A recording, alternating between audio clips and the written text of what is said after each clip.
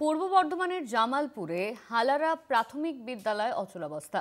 SIR প্রক্রিয়ার কাজ সামলাতে স্কুলের 4 জন শিক্ষকই নিয়োগ হয়েছেন বুথ লেভেল অফিসার হিসেবে। ফলে গত 4 নভেম্বর থেকে বন্ধ হয়ে গেছে স্বাভাবিক পঠন পাঠন।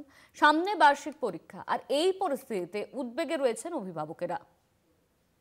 পূর্ব বর্ধমান জেলার জামালপুর গ্রাম পঞ্চায়েতের হালারা প্রাথমিক বিদ্যালয়, যে বিদ্যালয়ের ছাত্র সংখ্যা 112 জন, শিক্ষক সংখ্যা 4 জন।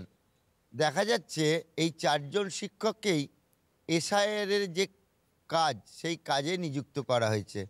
তার ফলে এই যে সামনে বাৎসরিক পরীক্ষা আসছে, তার আগেই কিন্তু শিখেই উঠেছে পঠন পাঠন, এমনটাই অভিযোগ করছেন অভিভাবকরা। আমরা চাই মাস্টারমশাইয়ের পড়াশোনাটা করার আগে মাস্টারমশাই একটা মাস্টারমশাই দ্বারা তো হচ্ছে না, বলুন হয়? এতগুলো ছেলে পরীক্ষা বললেন ডিসেম্বরেই তো পরীক্ষা আছে। পাশের স্কুল থেকে একজন শিক্ষক এসে সামাল দিচ্ছেন স্কুলটি।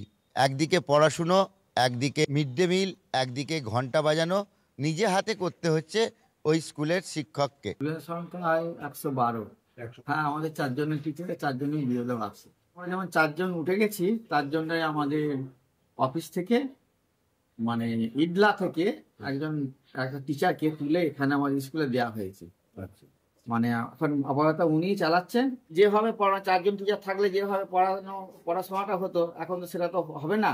আমরা আর্নেস্টলি চাইছি যে পঠন পাঠন আছে, কিন্তু এতে একটু বিলম্বিত হচ্ছে পঠন পাঠন প্রক্রিয়াটা।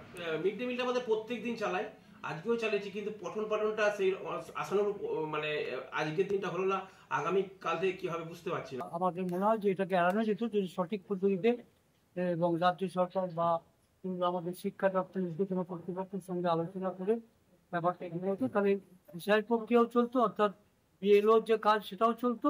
পাঠদানের ব্যাপারটা এতটা ব্যাঘাত কোনোদিনই ঘটেনি। গ্রামবাসীরা জানিয়েছেন তারা এই অভিযোগ নির্বাচন কমিশনের কাছে করবেন এবং তারা চাইছেন যাতে নির্বাচন কমিশন এই স্কুলের দিকে একটু নজর দিয়ে দেখে।